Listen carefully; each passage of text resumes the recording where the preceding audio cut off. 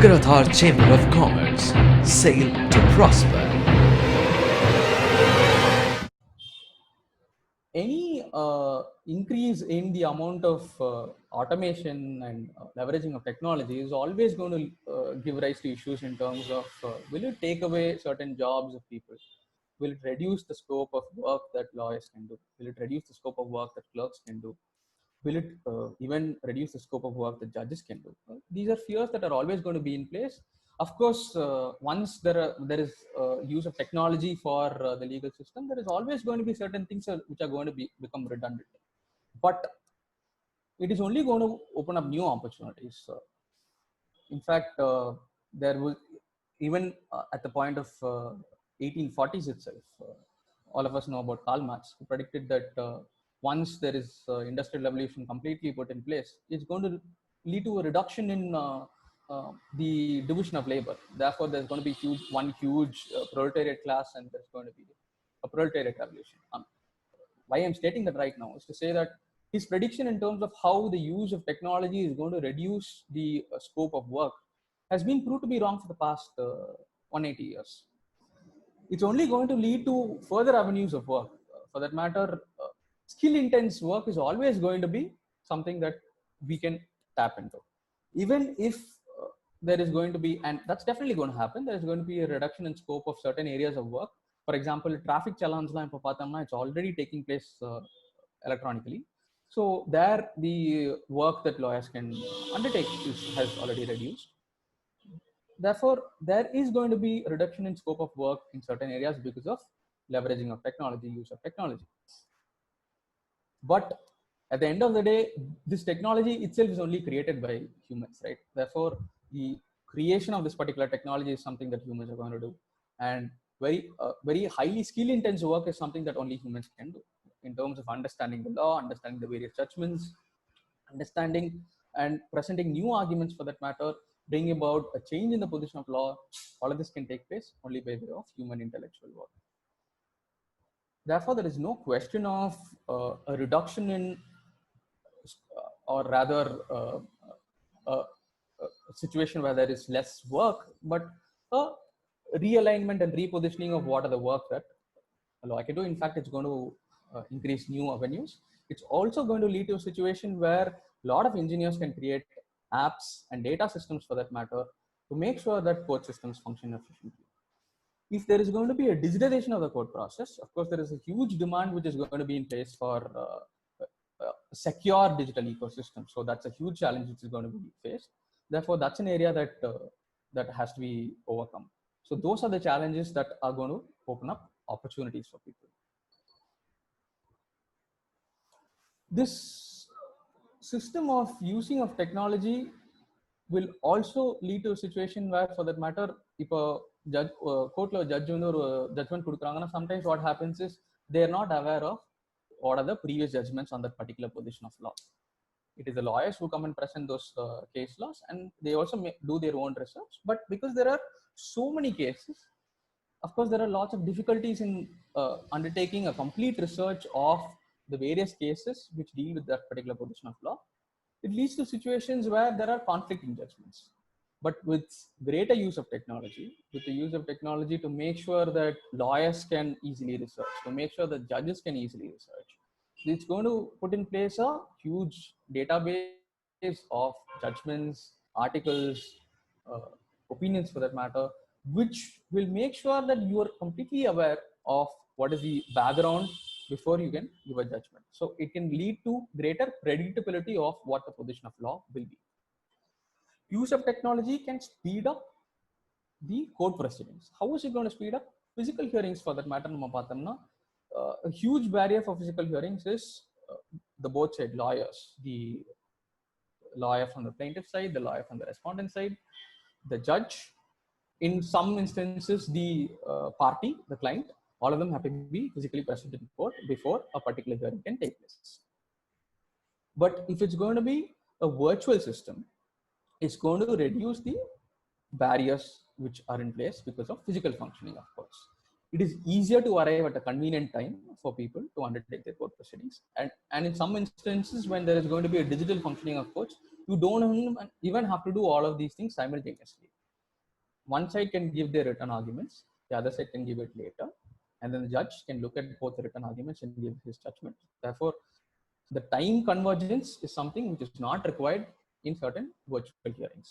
If there is no oral arguments which is required, time convergence is not required. எல்லாரும் ஒரே நேரத்துல வந்து அந்த ப்ரொசீடிங் நடத்தணும்ன்ற அவசியம் இருக்காது. Even when there is going to be oral hearing, it is much easier to find a convenient time when you have more flexibility.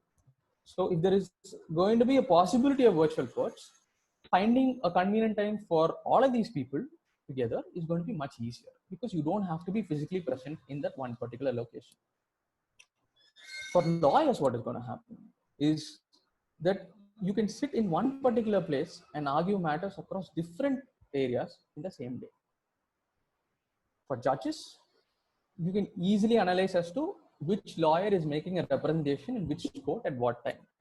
Many instances பார்த்தோம்னா வாய்தா வாங்குவாங்க, adjournment. என்ன காரணம் சொல்லணும்னா I have a matter happening somewhere else. And more often than not, of course, they have umpteen number of matters which they have to attend to, and they're held up in other courts. That in itself, நம்ம பார்த்திருக்கோம், it's going to be dealt with if there is going to be a digital and a virtual functioning of courts. But secondarily, it is going to lead to transparency, because of which it is easier to identify as to what locations and places the lawyers are making representations. Therefore, it's not easier to get adjournments. The client will know what representations is made before the court, what opinions and questions, or what way the judge leans, what questions the judge has raised. Therefore, he is in a better position to give inputs to his lawyers. So this, in terms of virtual hearings, in terms of filing of cases, in terms of transparency, it's going to lead to greater efficiency of the court functioning system. Certain things are already in place. We've seen that electronic payments can take place, electronic filing is slowly being put in place. But there are additional areas that can always be explored, which is going to lead to better justice delivery. There's been a question which is raised in the chat about how the lower courts are going to efficiently function. Of course, how can one, is there a possibility to privatize a part of the legal process in the Indian judicial system? Privatization is going to be a problematic aspect, definitely. For the development of technological systems to be put in place for courts to function, there has to be more or less public-private partnership in place. We will have to develop secure mechanisms to make sure that there is efficient functioning of the particular systems, and a secure system is being put in place. There is a question about how can one get all the data to create a database. There is a greater shift towards digital India right now. So apart from the legal industry, there is a general focus on digital ecosystems for other industries as well. India is aiming to shift towards digital India. In terms of globalization, which is changing right now, there is going to be a greater focus on digital connectivity. So the changes which are taking place elsewhere in other industries are also going to have a positive effect on the legal industry itself. So in terms of payment procedures which are taking place, which is becoming more digital, in terms of data transfers which are taking place, in terms of the contracts that they are entering into, all of these information, if it's moving and shifting towards digital mechanisms, it is going to create greater data systems for the legal systems to function. In fact, digital evidences is going to lead to a system, it's going to lead to a situation where there is greater dependability on the information which is there. So for example, if a real estate la vandu transfer property pathomna, if there is going to be complete use of say blockchain for land registry, it's going to lead to a situation where you can completely trust the information which is there and make your purchases and transactions, and it's easier for the court system, for the judges to enforce the law. Unlike right now, because there are lots of complications in terms of the charges which are there in the land, and how does one identify the various transactions that a particular land has been subjected to. So once there is a digitization of this particular data, it's going to lead to better evidences, and better evidence is going to lead to better outcomes for the legal case itself. And people can function much more confidently in terms of their economic transactions that they're carrying out. Security safeguard, as I've already pointed out, is going to be a huge factor. Therefore, that's something that we'll have to proceed with cautiously. Data security, legal system in general, the data security itself is something where at least India is lagging behind a lot. One of the reasons why data security has been lagging behind for such a long time is because data security is always an externality problem for many industries. It becomes a huge issue only once there is a leak of data, for that matter. Until then, they don't focus much on even security. So, but right now, with greater movement towards digital ecosystems, there is going to be better development of secure mechanisms which are being put in place. Uh, People say, and I'm in no position to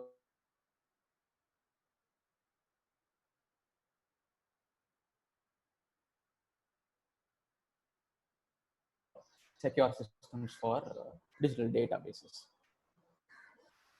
Of lower codes to e-code. Lower code is going to be a very important code aspect which has to be digitized for the entire legal system to be digitized. So, for example, lower court complete a physical files irundichu appadina, if it's not shifted to a digital ecosystem, then there is then the High Court and the Supreme Court taking of appeal matters is going to be pointless without having a complete digital process of the lower courts. Therefore, for the High Courts and the Supreme Court to shift to a digital ecosystem, it has to start from the bottom. Therefore, lower courts will have to be an important area that has to be focused. In fact, e-courts project there is a great focus on the lower courts only.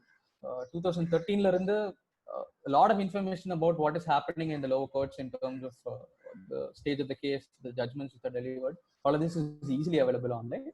But there is a great scope still for lower courts to move to digital systems. A bigger challenge in the lower courts as compared to the Supreme Court and the High Court is that the stakeholders there, the people who are running the system there in terms of the lawyers and the judges, they are lesser comfortable with technology than, say, Higher Court or the Supreme Court level stakeholders. This is a broad generalization, of course. There are people who are exceptions to this. For changes for this particular, for the lower courts to completely shift to a digital function, or to at least a greater level of digital functioning, it will take time. And all of these changes, be it the lower court or the High Court or the Supreme Court, can only take place once there is a greater movement to digital ecosystems. The decision makers should shift to digital systems. The stakeholders, in terms of the citizens and the clients, should demand movement to a better system to make sure that the system functions better. And once the system becomes better and more efficient, it's going to attract a lot of talent into this particular field, be it lawyers who want to enter the field, or judges. People will be ready to enter this particular field once the court system becomes more efficient. One of the reasons why it is not a very highly attractive field is because it is a low efficiency system. Once court becomes a better efficient system in place, then there is going to be better talent which gets attracted to the courts, better lawyers and better judges, which is going to give a greater push towards digital systems and greater efficiency. What's your opinion on the current standard of the online filing of cases, whereby earlier physical filing case will be listed the next day, but then this online filing is felt more complex? What's your stand on this? Online filing of systems is leading to complexities. I've also had personal experiences of the same. One of the reasons why there are complex factors involved in online filing is because the people who are running the system, they are not digitally comfortable. So there will have to be an upskilling of people who are running the system, be it the clerks in the registry, the lawyers, and the judges. In fact, the current Madras Chief Justice, he's talked about during in a speech during this lockdown. He's talked about how he's learning things which his grandchild, 7 or 8-year-old grandchild in his house already knows. Therefore, upskilling is going to be a huge factor in terms of how comfortable people are with digital systems. This upskilling, one, has to take place. Second, the people who are entering the system right now are definitely going to be more comfortable with digital systems. Therefore, in the future, it's going to be lesser complicated. Of course, right now it is complicated, and that is the reason why I personally think it should be a gradual shift instead of a overnight changing of the overall of the entire system. There has to be a gradual change, but not a very slow change, because if it's going to be a very slow change, then the change is not at all going to happen. As per law, can one see the case proceedings of the other person case? Can lawyer only file the case? Can an individual file his own case and argue in the e-courts? Okay. Courts are meant to be public institutions. Therefore, in terms of CPC, CRPC, courts are public courts. It's an open justice system. It is supposed to be open for all to come and see. Actually, anyone should be allowed theoretically to enter a district court or a high court or a supreme court for that matter and watch court proceedings, because courts are open judicial justice systems. But there are exceptions. I mean, there are restrictions being placed on this right now due to other factors. For example, the Madras High Court, it is not an open court. People just cannot enter the court and watch court proceedings. You cannot enter unless and until your own case is being listed for that particular day. And the reasons are, we don't have to go into the reasons why this is being put in place. Suffice to say, there are security reasons because of which this was put in place a couple of years back. So in terms of the law, in terms of theory, courts are supposed to be open for everyone to come and see. Is virtual proceedings going to lead to a situation where this open court is enabled? Yes, very much possible. There are certain, for example, right now the Madras High Court functioning, virtual hearings when they're taking place, the meeting ID and the password is publicly available. Anyone can go and watch right now. There are other courts where the meeting ID and password is only available for the respective advocates. So there are contrasting functionings of courts, but virtual courts can enable an open court where people can come and watch. Anyone who even if their own matter is not listed, as a matter of democratic exercise of rights, they can come and watch what is happening. In terms of making representations, of course, self-representation is allowed. There is no bar on self-representation. A party can appear in person and represent their case. Of course, it depends on the complexity of the case. At times, judges themselves would suggest that it's better you engage the services of lawyers. In any case, people have the right to have personal representation. Party in person appearance is very much possible. Of course, as a natural consequence of this, party in person appearance, therefore, personal filing can also take place. So there is no question about that particular aspect.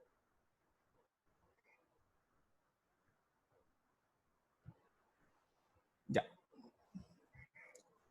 So we have seen about how that could be a better transformation of the judicial system. They can be more efficient. There can be virtual systems. There can be digital filings, digital payment, digital available information. There's greater predictability about the legal outcomes. So this is going to lead to an increase in efficiency of the system. There is going to be cross-border lawyers. You don't have to be restricted in terms of geographical boundaries, and therefore decreasing the gateway barriers that you have. Right. What we also need to look at is what is happening right now in terms of digital filing of cases or digital functioning of court systems. There are many initiatives which are taking place right now. For example, there is a database called India Kanun where a lot of judgments are available across various tribunals in India. It's publicly accessible. There are various alternative dispute resolution mechanisms being put in place, which people can use. There are legal services which are available online for drafting of contracts, for getting legal opinions. There is a sensitization program which takes place. There is even in lawmaking, there is digital technology creates avenues for involving various stakeholders before a law gets drafted. In fact, there are people who are even trying to develop systems for predicting what is going to be the outcome of a particular case. Who are the lawyers making a representation before that particular judge? Who is the judge? What is the way in which that particular judge leans in favor of? So based on all of these factors, there are applications which are being developed for predicting the outcomes of cases. There is also scope for making sure that you don't have to go to the court system to settle your disputes by use of technology, because there is going to be greater availability of information and more transparent information available. It is easier to resolve disputes. Also, if there is greater predictability of the legal outcomes, and better availability of information for lawyers and judges, it is going to lead to a situation where there is not going to be conflicting judgments for that matter. So these are the various things which are already happening, but greater changes need to be put in place. What are the avenues that this gives rise to?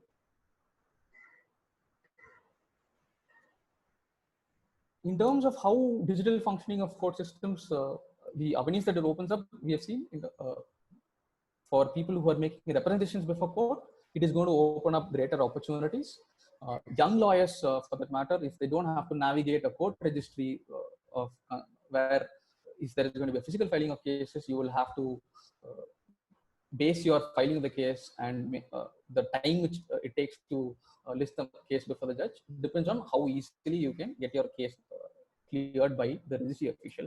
And this becomes a hugely variable factor and unpredictable factor. But therefore, this is something that young lawyers definitely face a huge disadvantage in terms of, whereas established systems have mechanisms in place to make sure that they navigate these variable factors. But there is going to be better predictability of filing systems itself.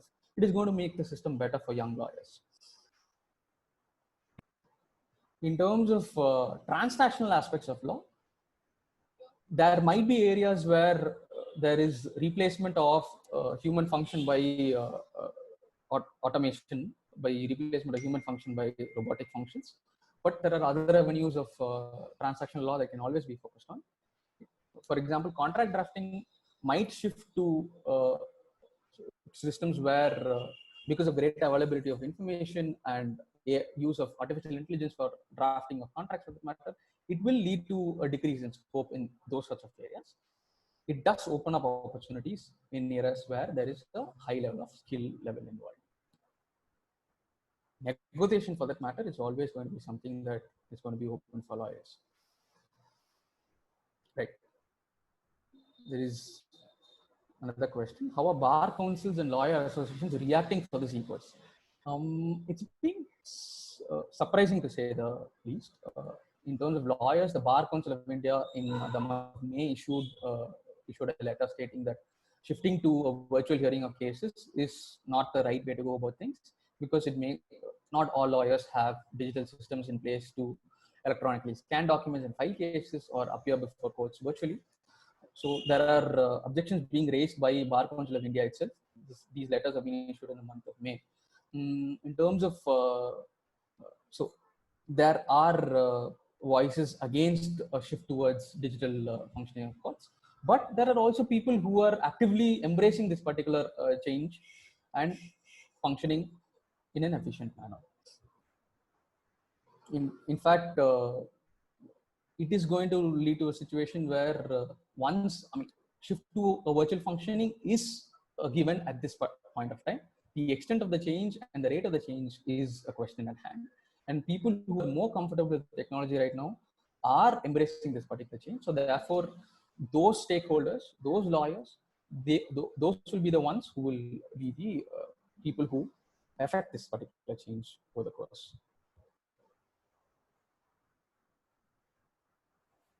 Yeah.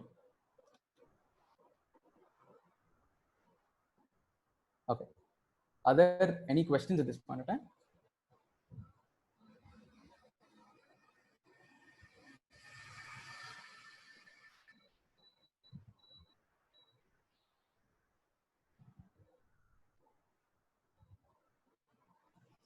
In fact, judges' reaction, if we see right now, there is an ex-judge of the Supreme Court, Madan Lakur, who's been actively propagating for a shift towards digital systems.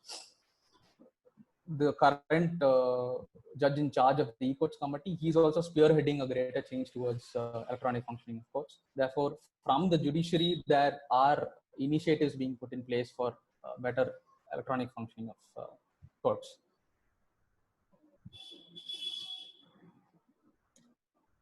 What we have spoken about till now is what are the problems being faced, what are the consequences of those problems, how have courts reacted to the lockdown currently, be it India or elsewhere in the world, what is the scope for transformation of the court system, and how those transformations are going to address the problems. Now, if there is going to be a shift towards digital ecosystems, delayed justice is definitely going to get tackled.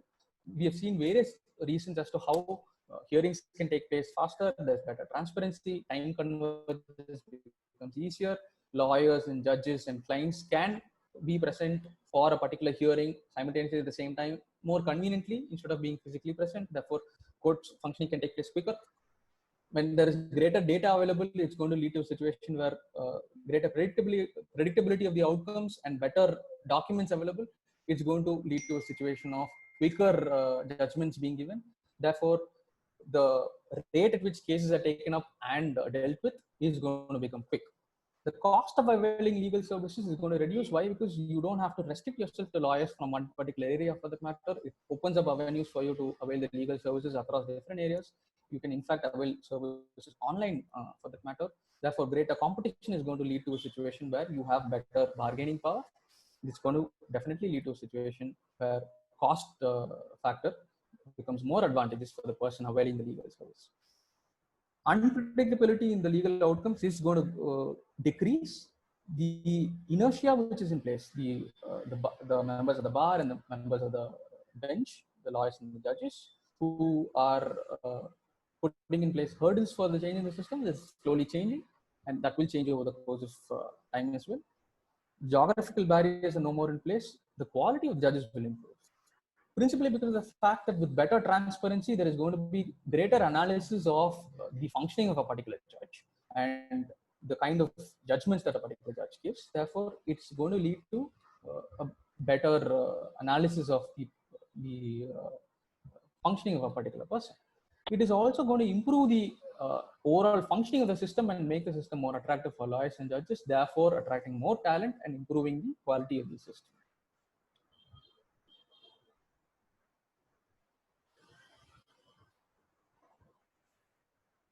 Yeah. So broadly, these are the areas that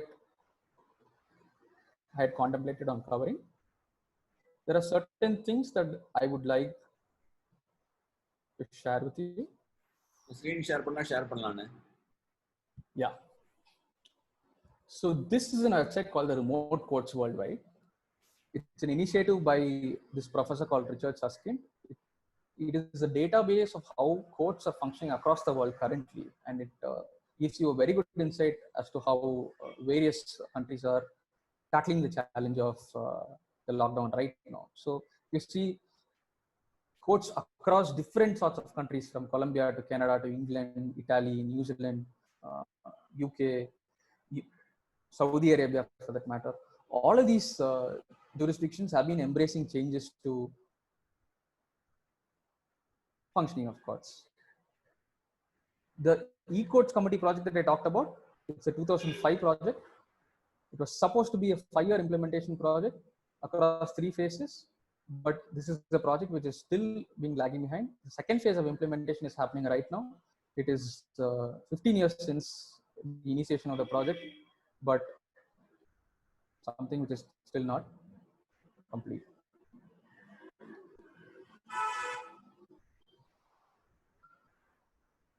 In terms of how international markets look at this, World Bank, if ease of doing business report itself classifies the ease of gives a ranking of various countries.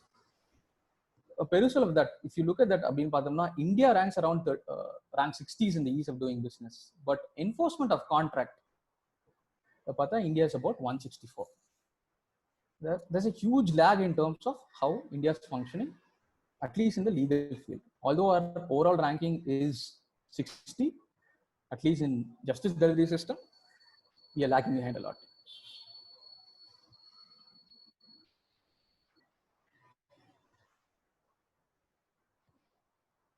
Any questions?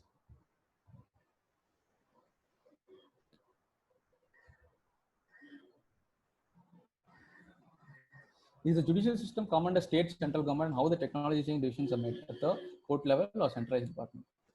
Change to the digital system is ultimately going to come from the Supreme Court committees. Implementation is definitely going to be at the ground level. The ultimate decision making is going to be at the upper level. So e-courts project for that matter was initiated at the Supreme Court level. the current initiation of digitization process is also coming from the Supreme Court level. Therefore, decision making is at the upper level of the decision chain. Implementation will have to be from the lower courts and the district courts and the high courts.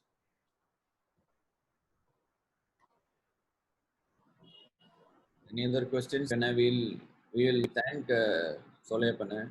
Alagnarayanan will do the vote of thanks. Yes. Thank you all for participating in this event on the Sunday. Thank you, Solayappan, for giving us and enlightening us on the issues that the legal system has been facing today and the future of the legal systems by e-filing and e-court systems. And thank you all for the participations. Thank you. Thank you. Thank you, Anna.